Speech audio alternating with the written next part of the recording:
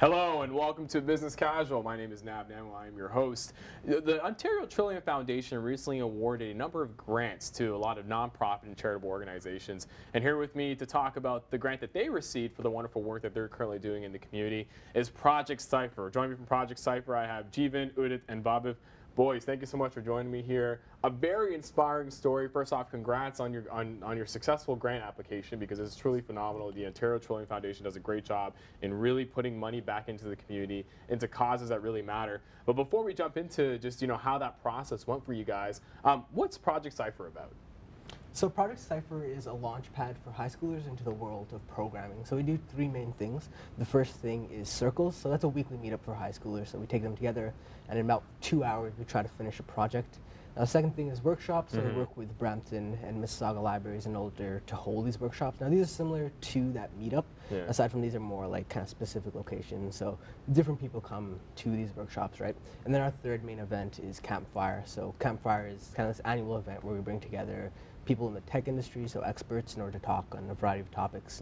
Usually for the themes, they're based on education, community, and then technology. Excellent, excellent. And what's fascinating about the work that you guys are doing is you guys, all three of you guys are in high school. You guys are three high school students from North Park Secondary School in Brampton. And the whole idea around Project Cipher was really around creating a coding community, per se. Why was that so important? Well, it had to be because of our experience with code and how we learned it, essentially. So JEVIN, UDIT, and I all kind of learned code online through Code Academy or different online resources, and we noticed all of these problems. And all those courses in school too were kind of like really poorly constructed, where we would just have to go at it, and our teacher would give us like kind of minimal instruction. So that's why we thought a community-based approach to this would be much, much better, where all of us can kind of work on the same project at the same time. Excellent, excellent. Udit, explain your experience with Project Cipher. Yeah, so we started Project Cipher, or I got into it when JEVIN came to me and YADARAM and our other co-founder Brian with the idea, and I thought it was really cool because similar to how YADARAM said, I had a really difficult time like getting into code. I used the online resources, and then I ended up doing some next hard course, which wasn't the beginner course, so I stopped halfway. But when JEVIN came to me with the idea, I thought it'd be a cool way to expand my skills in coding while helping the community and teaching others as well. What is it about coding that makes it so exciting? Because I find that especially in the startup space or even in the entrepreneurial space, coding is becoming more and more popular, and more people are looking to learn it. I think it's the ability to create so much from such a confined space, right? So you can be in your laptop, you could be in your basement, right? But you can make waves across the world, whatever you make, right? I think that's really powerful. There's nothing like that in the world, right? Where you're able to create something relatively small and make an impact on so many lives, right? Yeah, VABHAV. My first experience with that was making my own website.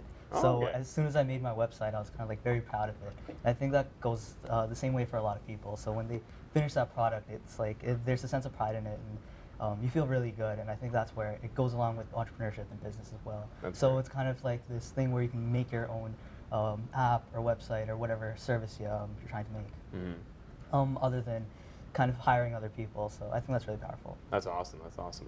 Yeah, so I think it's just this whole wave of technology, and coding is what really creates that. So we go on social media and stuff on a daily basis. We go on websites on a daily basis. So being able to create something on the internet and making products is really cool. And I think that's why it's gotten so much more popular, and that's why we want to really bring it to Brampton and Peel. That's great. When you guys got together and formed Project Cipher, was it very easy to find other, high school students that had a like-minded or a similar interest in coding as similar to you guys?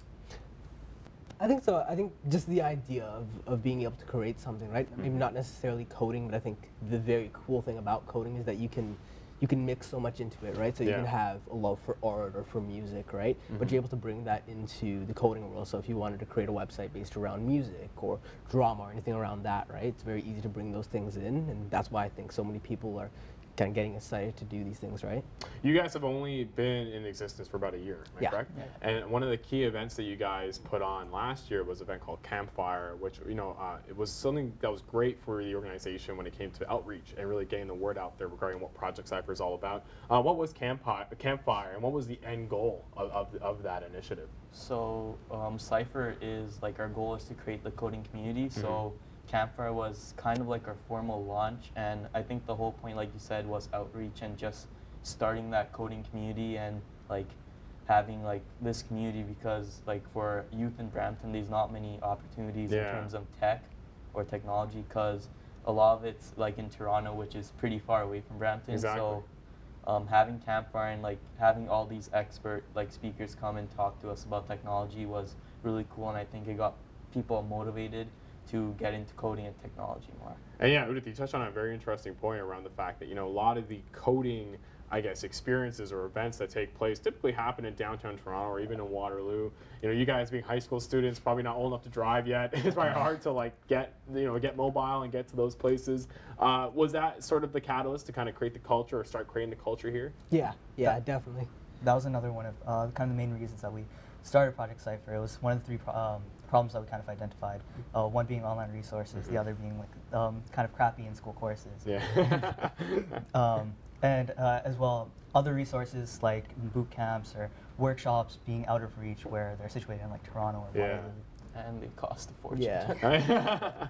Well, because a lot of the stuff that you guys offer, is it free or is there a Always free. membership? Yeah. It's always free. Oh, Yeah. excellent, excellent. I think the reason a lot of people ask is like, it's exactly that same reaction when we tell people that it's free, right? It's like, Yeah. oh, it's free, right? I think the reason why we make it free is because the benefit that we get is when you're able to teach something, then you're an expert, right? Yeah. So if you're able to understand the concept and articulate it and make someone else understand it, then you've definitely like understood that material, right? Yeah. So that's where we kind of find the benefit for doing this for free. We're able to reach more people and That's great.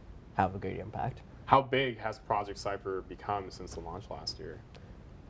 I think the focus that we've had on is making a bigger impact on a smaller amount of people. That's So we good, do. yeah. So our workshops are usually 10 to 12 people. Okay. And we've done about 1 or 2 a month. We did a lot in 1 week in the March break. Yeah.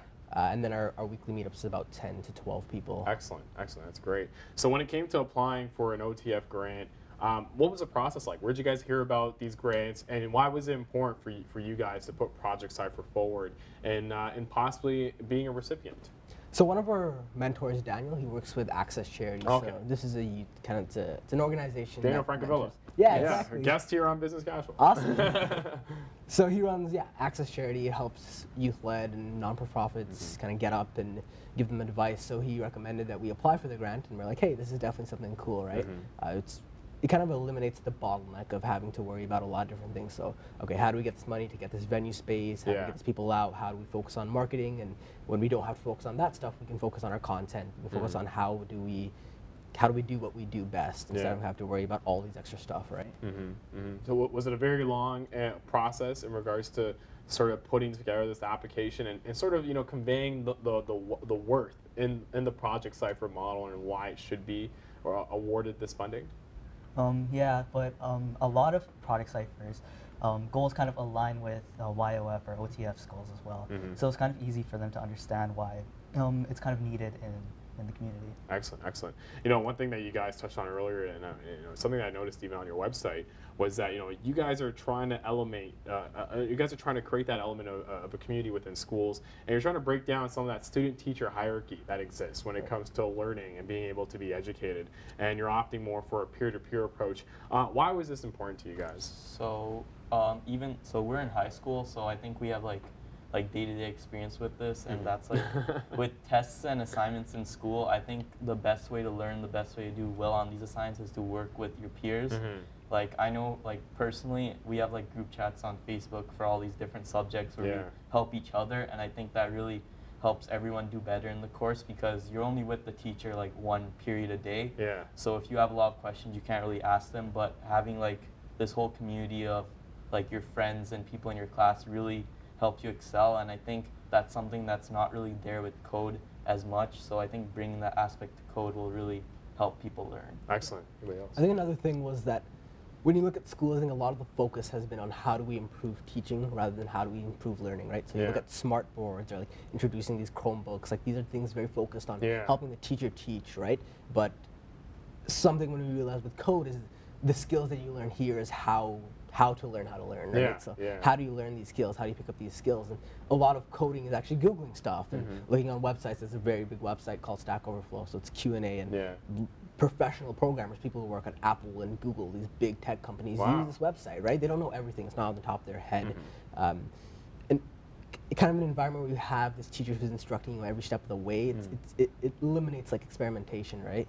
And I think a very key component to learning how to program is, okay, how do I figure this out?